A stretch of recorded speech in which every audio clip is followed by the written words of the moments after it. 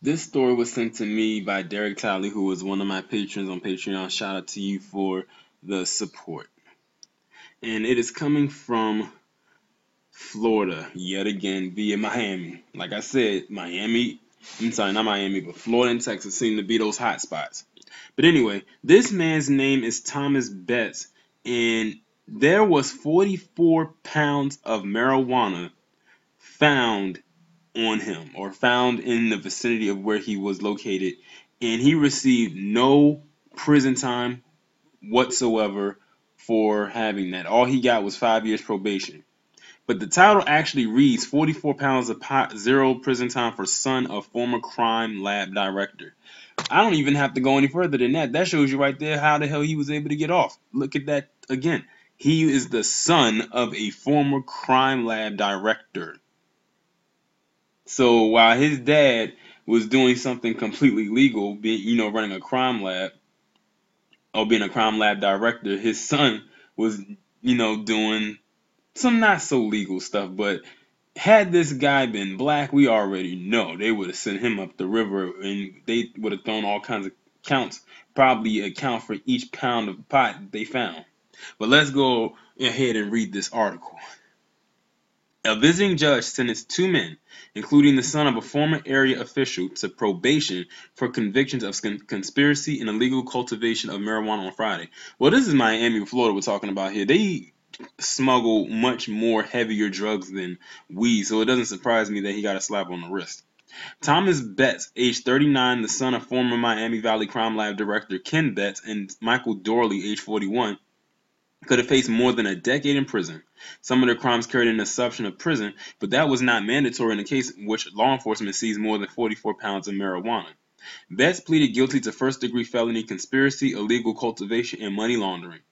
Visiting Judge Thomas Herman, who retired from Claremont County, said a potential prison sentence will hang over Betts if he violates his community control of up to 5 years, asking, "We're up to 17 years, Mr. Betts, do you understand that? Then why the hell didn't you just give him the 17 years?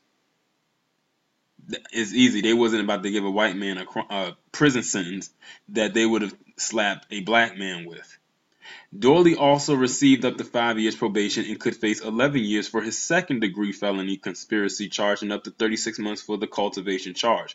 Our job as prosecutors is to make sure that the defendants are held accountable for breaking the law, said Butler County Assistant Prosecutor John Marshall, who was named as a special prosecutor to avoid the appearance of a conflict of interest. That happened here with their convictions. The police were able to investigate this case thoroughly. They were able to stop a major marijuana grow operation.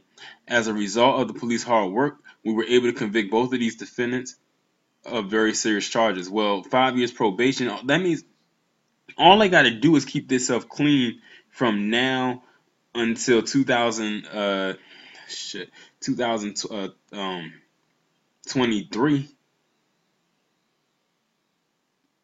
And all that will really require is that they lay low and report when need to report and not violate their probation. Marshall had asked Herman to honor the presumption of prison, which the judge said was not necessary because of the defendant's lack of any serious criminal record and there were no victims. Wow. Let me read that again. Marshall had asked Herman to honor the presumption of prison, which the judge said was not necessary because the defendant's lack of any serious criminal record and there were no victims. So you mean to tell me because they had no criminal past that they were able to just get a slap on the wrist? They had 44 pounds of marijuana. But if this was a black person, they would have slapped them with all kinds of stuff. Remember, it's black men in jail right now who are serving years in prison for just an ounce of weed. This guy had 44 pounds of weed. All we can do is convict the offender, said Marshall, who was denied in his effort to have the judge make the 5 years probation mandatory. It's up to the judge to sentence him. I bet you if he had them opioids and fentanyl and heroin, they would have slapped him with prison time. Herman said he accepted the presumption of prison, but that he made the applicable finding that community control sanctions would adequately punish this offender and protect the public from future crime. Defense attorney James Ambrose told the judge he's known Ken Betts for 56 years and remembers when Tommy was born. Oh, give me a break. These are not felons, Ambrose said of the defendants, adding that these young men had no Hold on. Y'all know what part just pissed me off.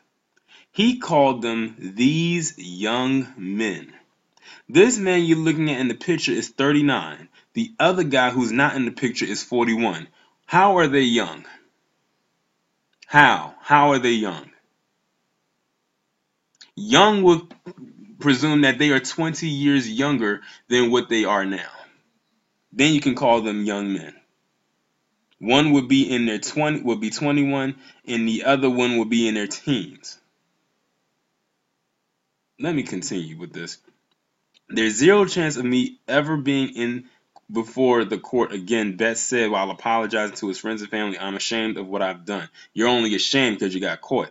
Betts was made to forfeit $75,000 of the sale of a residence of 5753 Woodville Drive in Dayton, where the grow operation was discovered, a 2011 GMC Denali, and 3 bank accounts worth about $10,000. Herman was also ordered intensive probation to start treatment services and 80 hours of community service. Both Betts and Dorley were fined $5,000 for the illegal cultivation charge. Frank Maliku, Dorley's attorney, said his client smoked marijuana continuously for 20 years and grew pot to satisfy the habit, but that he's quit and dropped clean urine tests for nearly a year. Well, they need to go check that because that may not even be his urine that he dropped. That could be somebody else's. For all we know, people do that stuff all the time. It's nothing new. But yeah, this is nothing new. This is not shocking or surprising to anybody. It damn sure isn't surprising or shocking to me. That they are pretty much going to walk away from this but like I said, if this was a black man or black men, they wouldn't have called them no young men. They would have called them men. Remember, they see us as older as we are. Remember Tamir Rice. They assumed he was 18 when he was only 12. We wouldn't have just gotten probation. We would have got years behind bars. But like I said, probably 1 count per pound of pot that they found, which means it would have probably been 44 years. Remember, it's black men behind bars right now for the smallest amount of weed. And then sometimes these cops are real slick because they'll plant weed on you too just to build a case. Or maybe some harder drug like cocaine. But they don't see him or the other person not pictured as a threat.